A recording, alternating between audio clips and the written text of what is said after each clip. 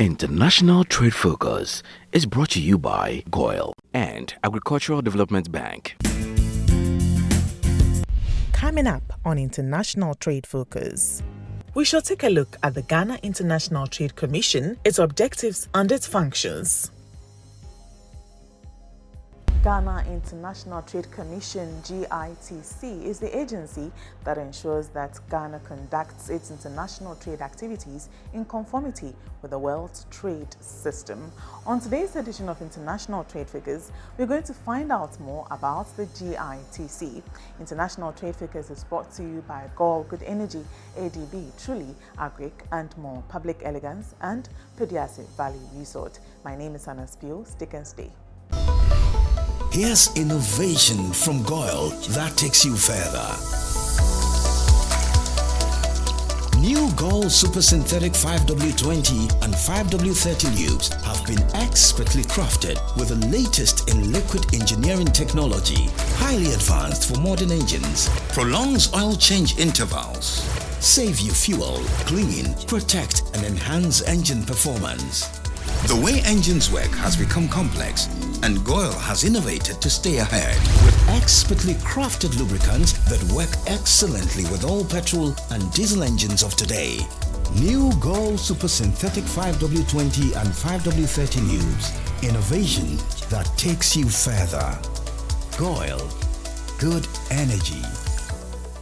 Are you an importer or exporter? Do you need quick financing at the best rate on the market? ADB has good news for you. Walk into any agricultural development bank location nationwide for that solution to all your trade financing needs. ADB offers you pre-financing of exports and imports, post-shipment credit facilities, bank guarantees, the issuance and acceptance of letters of credit, documentary bills for collection, outward documentary collection. Enjoy free advisory services from our well-trained dedicated trade officers. Exporters of agricultural products are encouraged to take advantage of this great service. For further enquiries, call us on 0302 210 210. ADB, making trade finance easy. ADB, Truly Agric, and more. Breathtaking picturesque views, the essence of tranquility recrafted. What's your desire? A romantic expedition, syndicate sessions, banquets and conferences, or a discreet weekend getaway? Just name it. It is exclusively packaged for you at Pediastic Valley Resort.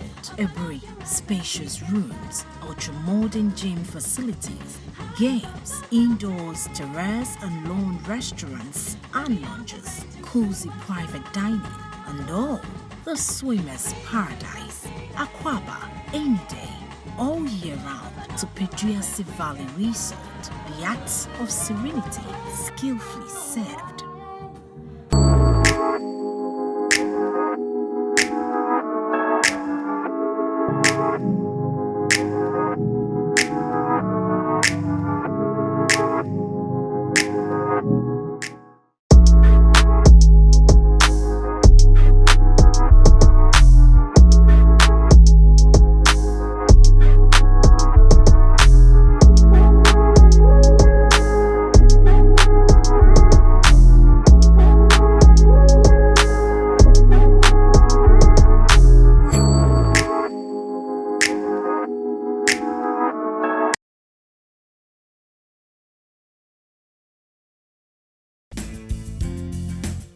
Up next is our focal point segment.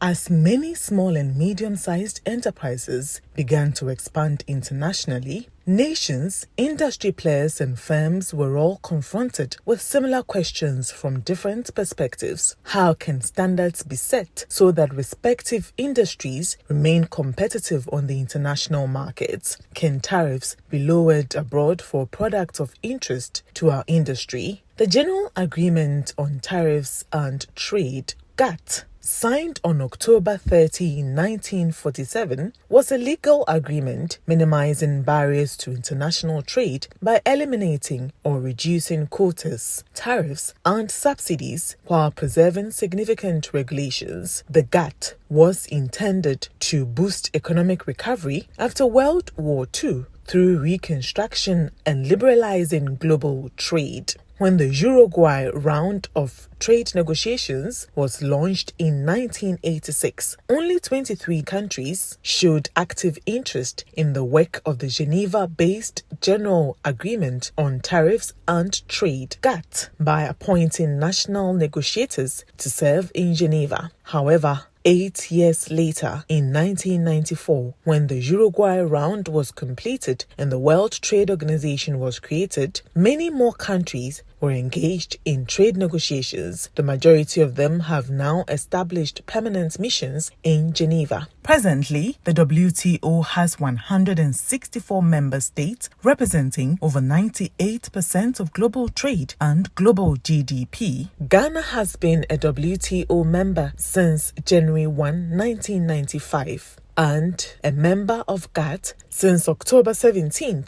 1957. The WTO system enables government to negotiate improved market access to enable firms to convert trade concessions into trade opportunities. Benefits the WTO presents to the business community are enormous. For exporters, the system provides secure access to markets, enabling exporting industries to make investment and production plans under greater conditions of certainty. The system also provides stability of access to export markets, as all countries are required to apply the uniform set of rules in the various agreements. To facilitate imports, the basic rule requires that imports be allowed in without further restrictions upon payment of duties, and that other national regulations applied at the border conform with the uniform rules laid down by the agreement. The importance of the establishment of an agency that ensures that a country's international trade transactions are conducted in conformity with WTO standards cannot be overemphasized. Not only will this agency ensure compliance with international trade regulations, domestic industries will be protected from the impact of unfair trade practices, and transparency, fairness, efficiency, and objectivity in the application of measures affecting international trade and the use of World Trade measures will be assured. This will enable particularly developing countries engage in international trade business, at the same time ensure that local producers' rights are protected. Our focal point segment today highlights Ghana's International Trade Commission and its functions. The Ghana International Trade Commission, GITC, was established by an Act of Parliament in September 2016. GITC is the agency charged to promote Ghana's international trade through the application of fair, efficient, transparent and objective measures affecting international trade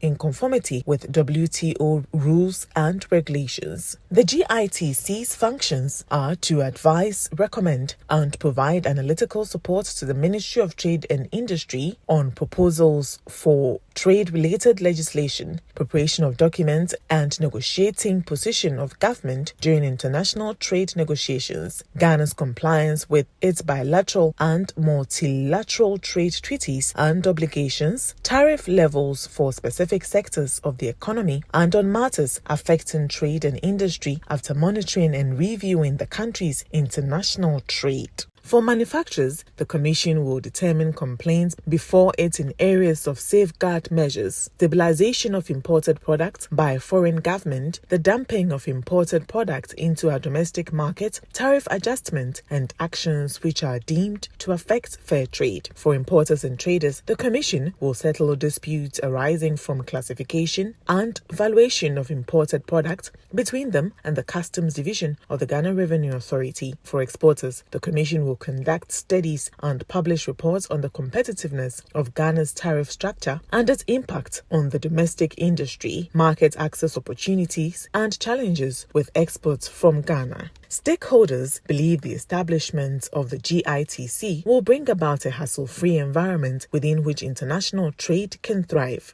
And with the inception of the AFCFTA, the GITC will play an instrumental role in ensuring that the country complies with the AFCFTA's rules and regulations.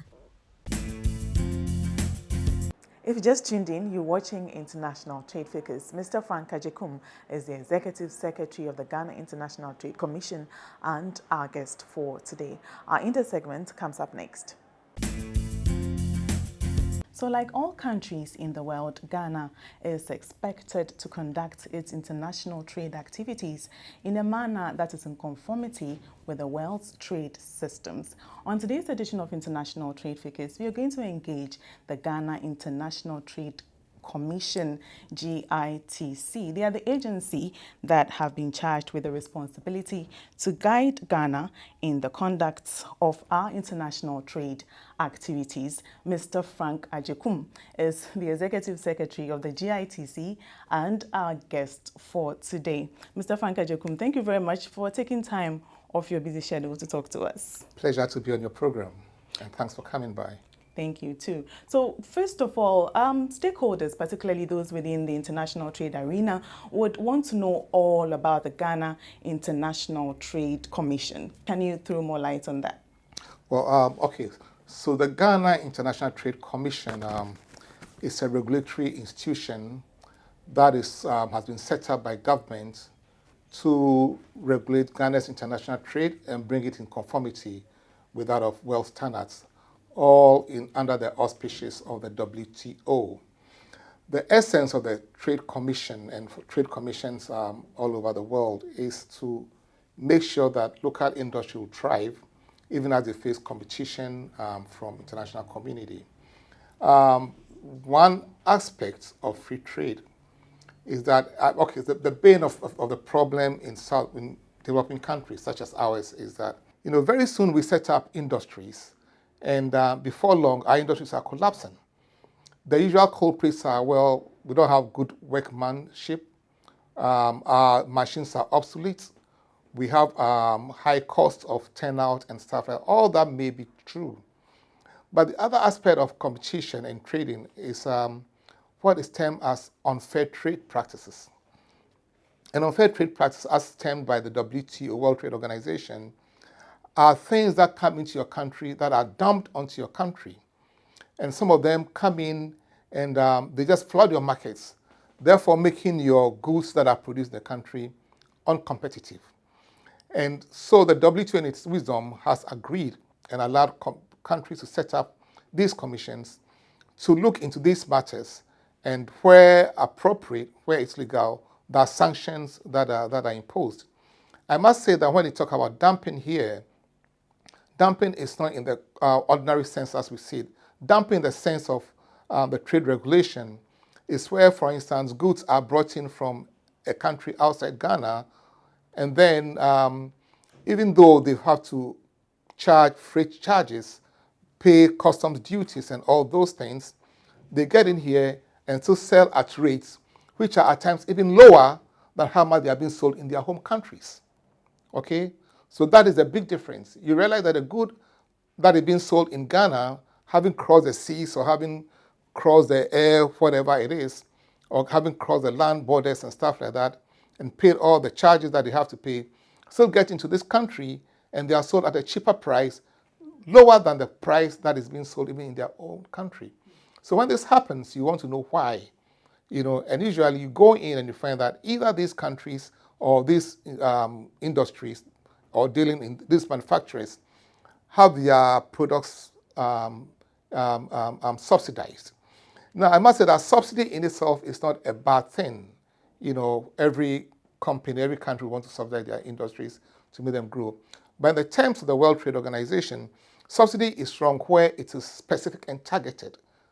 Specific and targeted in the sense that if, for instance, you are producing this pen, and then all countries, all industries in that country do not enjoy a subsidy, but this pen alone is given a certain subsidy to make it produce at a lower and cheaper price, which is then exported to another country. Then, of course, it's beginning to be damaging to that other country or to the third country that is going to. Why? Because you've been able to lower the cost of production, to enable you to sell to that country at a cheaper rate. And what does is that it distorts the market for any pen manufacturer in that country. But usually these are very innocuous things that we don't really pay attention to, because when it comes, the first thing, as for developing countries, their things are not good, are inferior, their cost of production is always very high, and we put all those things in there. And then, of course, we gloss over. But then the WTO itself in its wisdom has to realize that some of these things are very debilitating to the progress and then the well-being of countries like ours. The other thing about dumping is also that you have a certain area where, within a certain period of time, we're taking this pen as an example, where this pen is being imported into Ghana. Maybe every month or so we bring in about 100,000, let's say, cartons, 100,000 tons. That is a normal rate. So that if you're a business person and you also want to set up a pen factory, you take that into consideration. You know that, look, Ghana has this import of about so you're also able to make your business value to make sure that when you enter the market, you can also make some profit. Now, this comes on what we call the safeguard measures. These are raised when, for instance, within a certain period of time, there's a deep surge and sharp increase in the imports of products. When we say deep and sharp surge in the import of products, it means that when in a certain period, maybe within a period of about 6 months or even 1 year, you realize that instead of the goods coming at a normal rate of, say, 100,000 tons a year or a month or whatever, now it's coming at about 300,000 tons. All of a sudden, with a period of about 6 months, realize that your home country is flooded with these products. So the normal value that comes in is increased to about 3 or 4 or 5-fold all of a sudden. What this does is that it then makes the product very common in the market and begins to affect your price levels, because then when it's so cheap, because they brought it from the country, from some, as your products now become unattractive, and that is another thing that we should look at, and usually we are unable to check. Safeguard measures in itself is not a bad trade measure, because on the safeguard measures, you do import the things that you pay the correct prices and stuff like that. But because you've all of a sudden decided to dump your goods on this market, then it becomes a worry to us, and we have to take a measure to look at it. Right. So my question was, I know that one of your mandates is to safeguard the interest of local producers. So in the case of dumping, this dumping problem that we are talking about, I mean, taking a look at Ghana's market, you see a lot of these cheap products on the market that is making it difficult for our local producers or manufacturers to compete. So what is the GITC? What specific role do you play in this, and how do you enforce your mandate? The idea is not to stop the free flow of goods or to prevent Ghana from being part of the world free trade process.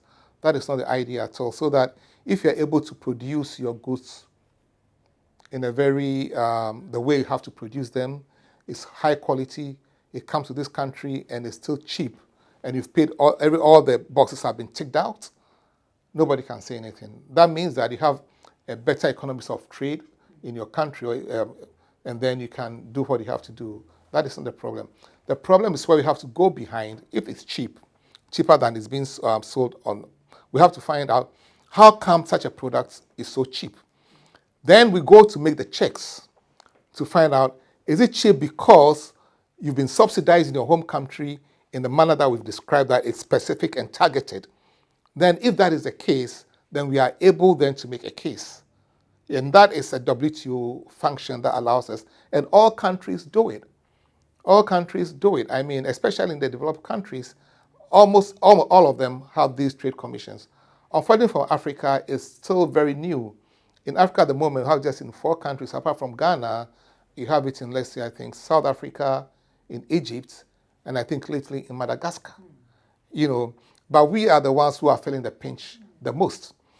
So I think that it's a good thing government set this up when they set up about 2 or 3 years ago to make sure that we are also able to compete on an even keel, so that we give industries the leeway that they want to enable them to produce.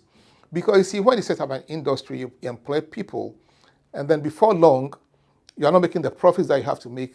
What that means is that you begin to close shop, you lay off people, government doesn't get the taxes that it needs to do all the developmental things that we want government to do. Very soon, you are closing the industry.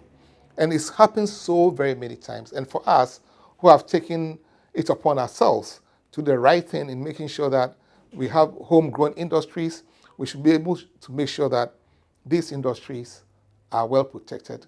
They are able to stand the test of time, not because they fear competition, but because they have to face competition that is genuine, that is right, not unfair competition. Because as I said, free trade does not mean unfair competition. What we are talking about here is fair competition, and of course we encourage our industries to be up and doing, to produce to the mark that is well standard. But they can only do so if they are competing on fair trade terms, not on unfair trade terms. Right. So one topic or issue that is trending is the reversal of the 50% reduction in benchmark policy. And with the GITC's function as an advisor, a recommender, and a provider of analytical support to the Ministry of Trade and Industry, and at the same time ensuring the safeguard of local producers. I know you are stuck between a rock and a hard place. What sort of recommendation or advice have you given to stakeholders concerning this problem? Okay, let me begin by saying that, benchmark values were a policy introduced by government to help and increase our turnover, the kind of monies we get from the ports because of competition from neighboring countries, which was really kind of undercutting us. So the policy to begin with was well thought out to make sure that we get the gains that we wanted to gain, to make sure that we prosper, and so that's how it came in. But in the process, after a period of time, some lapses have been realized, which are still being looked at. As part of our process, we did engage both sides, both importers and manufacturers. Here had some series of stakeholder consultations with them. And as has come out clearly now, for importers of finished goods, it's perfect. It's what they want because, of course, they're able to import things at a lower, reduced rate, which enables them to make the profit that they want to make. But for manufacturers, they find themselves in a kind of a bind, because they are then beginning to import things at rates which make it very difficult for them to be able to produce and make a profit. Okay, so as you really said, between a rock and a hard place, what do you do? And as has become the public knowledge now, government has said that there needs to be a re-engagement on the whole matter to see which way to go and what to do. That is being done, and I'm sure that in the fullness of time, government will then come out with the policies that they think should, the way forward in all this.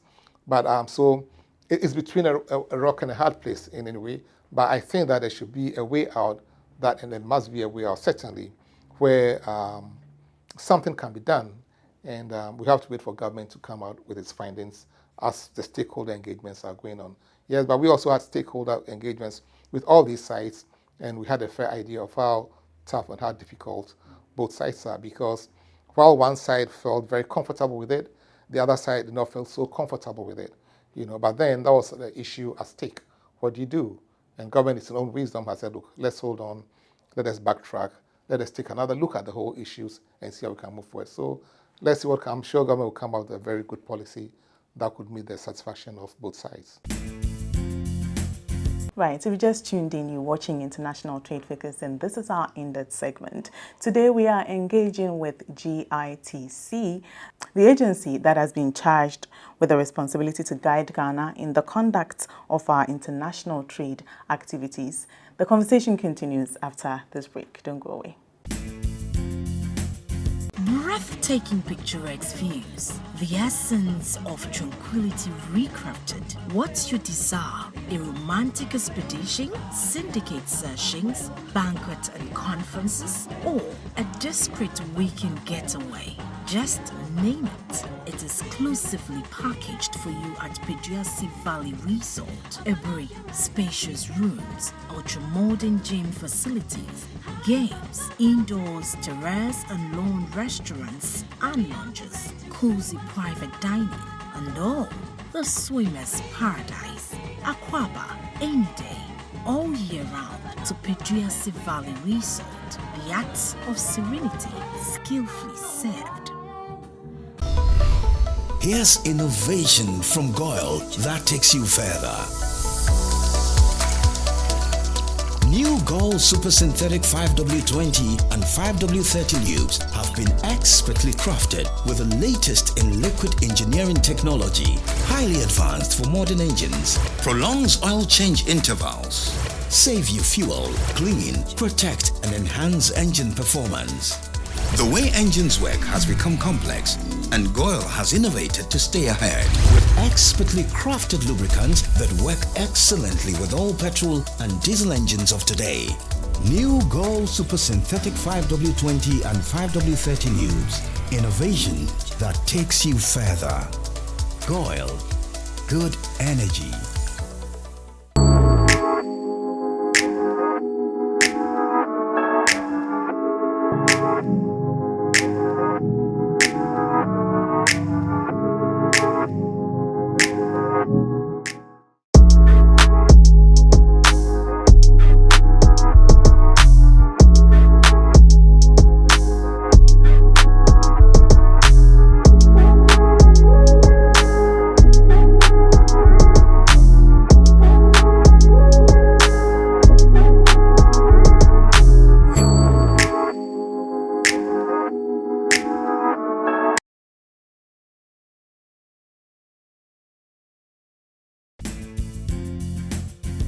A warm welcome back. We're having a conversation with Mr. Frank Agyekum. He's the Executive Secretary of the GITC. Stay tuned.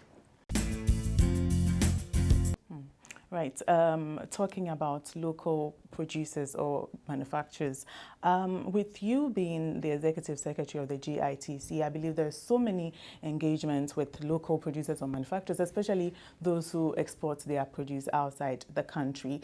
What are some of the challenges that you say they are being faced with, apart from unfair competition due to cheaper prices of foreign imported goods?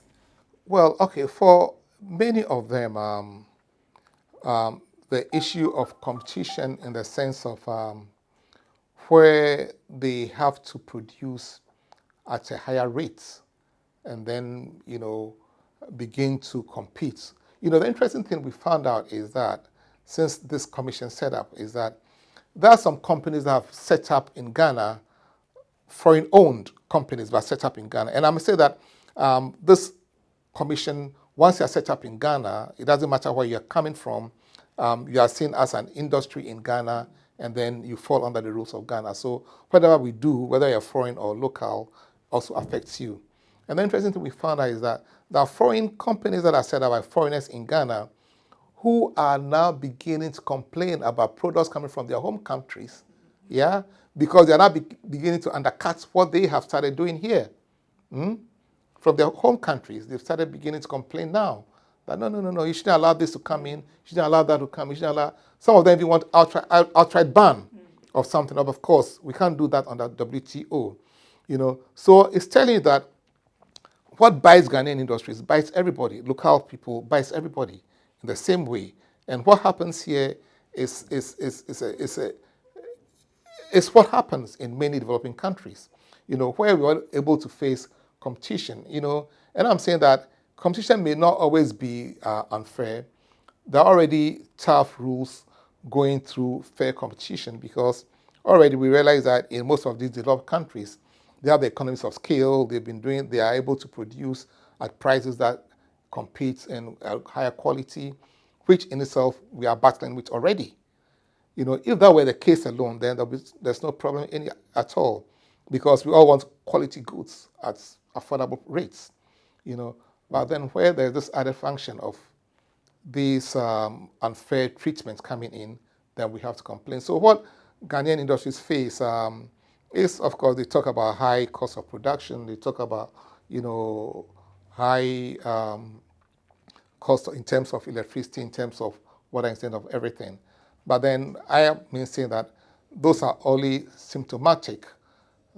This is only symptomatic of developing countries. That developing countries are all going through these processes, but we need to get through them to be able to harness our base before we're able to move on the way we want to move on. And the way to do that is that those who are into genuine trade should be protected. They should be allowed to fester. They should be allowed to grow and be able to face the competition the way we need to. Because really, in most of these other countries, the regulations that you have to face, the things that you have to do, and you just can't walk in there and start trading. So it's universal. Even today, you realize among themselves, even between China and US, we hear all the time, China and European countries, even between Europe and the US, who are supposed to be best of allies, there are trading wars all going on all the time. And it's because there are trade commissions which are able to fine-tune and look at these things, because these are, because if you don't have the time and the expertise and stuff to look at it, it's a very technical area. To look at it properly, it becomes something that just goes on, and your industries are falling apart, and you are blaming the wrong things all the time.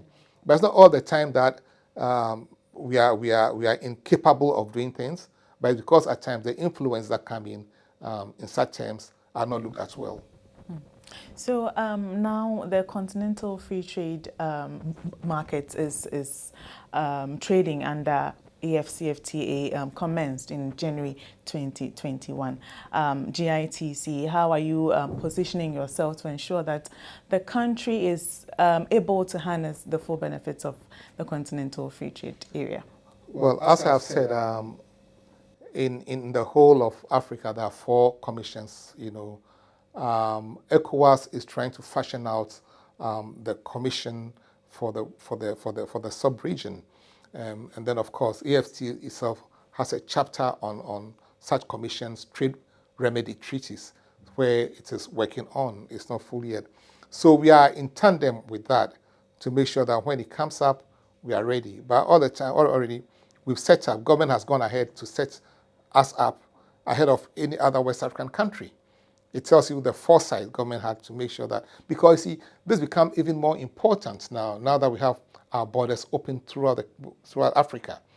There are countries that, whether we like it or not, more industrialized in certain aspects of commodities, of trading than us. And all these ones are going to come in, with full force, because now the borders are open, there's zero rating in many things, so they are going to come in with full force to inundate our markets.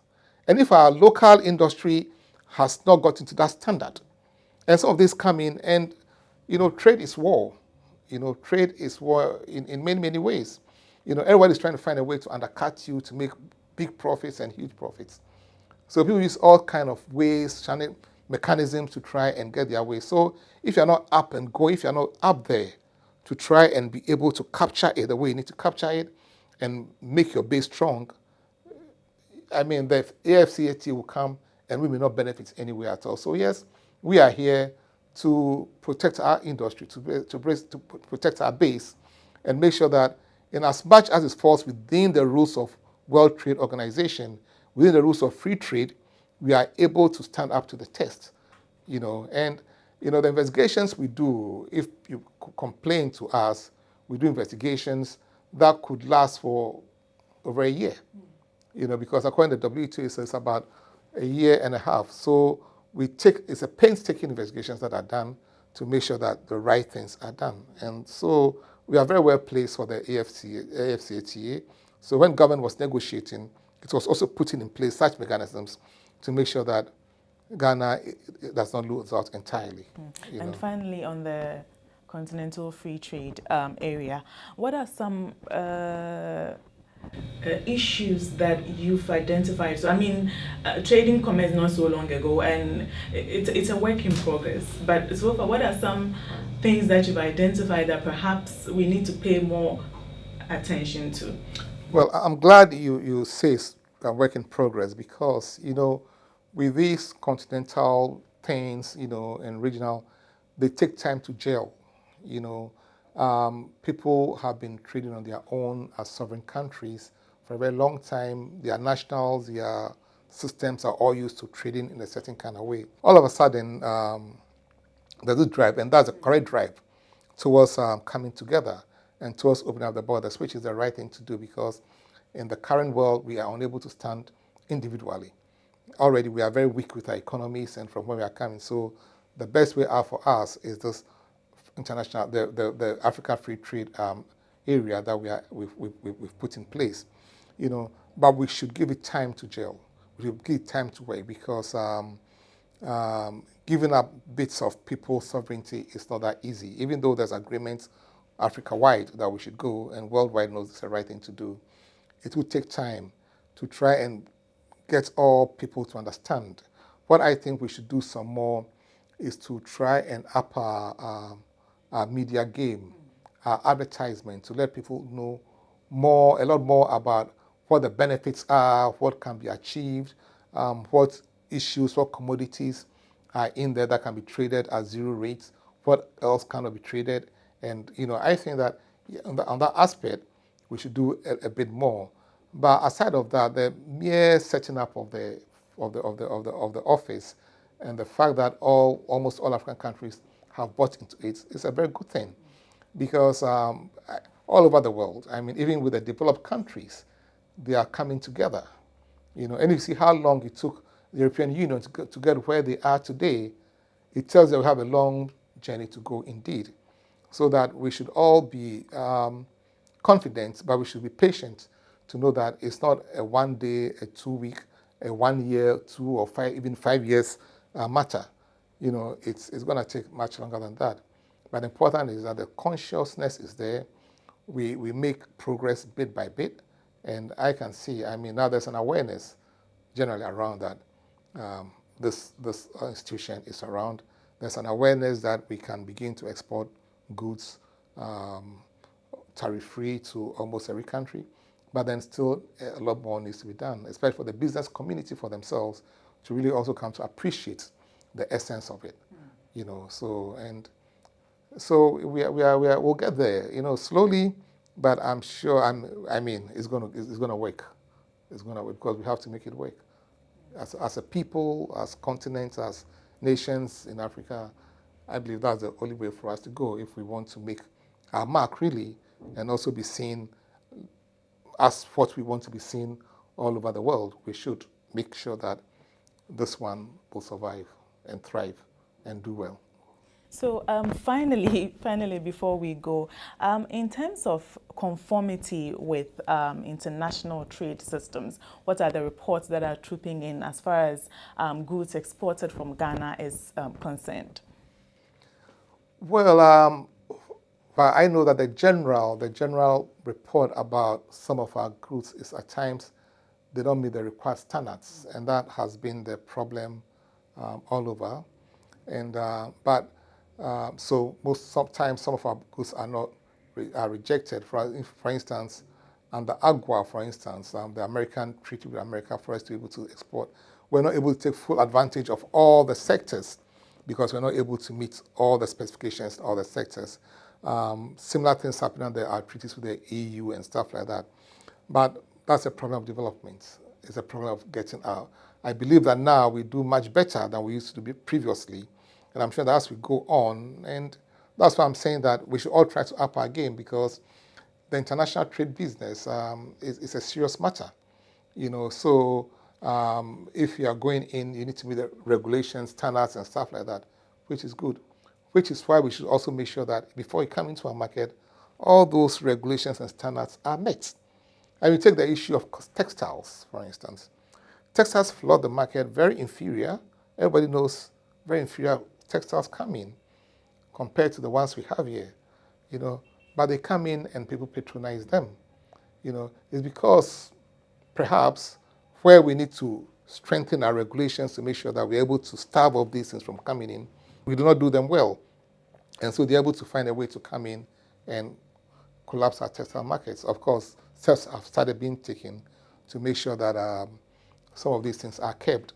But just to what you say, why we are unable to send things, export, that we want to, because of certain standards that we are unable to meet, we believe that same should be of Ghana, that when you're coming to Ghana, that you should respect the rules of Ghana, the laws of Ghana, and meet the specifications that we need. And this has got nothing to do with trying to close our borders or trying to not follow fair trade or liberalized trade regulations. No, that's not the point. The point is that just as every country has their rules and regulations, as you go in, you should also respect ours as you come in. And the right thing must be done. Thank you very much. Right. So finally, before we go, your last words. My last words is that we are on a good thing. We believe that as we get along, the vision of the government, of the president, is going to be met. I mean, in terms of industrialization, already we have 1D, 1F going. We have all sorts of other measures going on in the country. A matter of time to harness them, put them together, and then let them thrive. As I keep saying, if the principle to me is good, no matter the problems you face, you should look at the principle, at the end product, and let's face it. Yes, 1D, 1F, is it good? What is the idea? If we believe it's a good thing, everybody knows it's a good thing, we're able to give industries all around so that people are able to get employment, people are able to get money, and government is able to tax them the way they have to tax them. If it's good, and we agree it's good, let us begin to support, no matter the difficulties now. And not let's begin to drag back and then because of that, close shop. Same as in the agri sector, planting for food and jobs. Is the idea good? If it is good, everybody agrees it's good.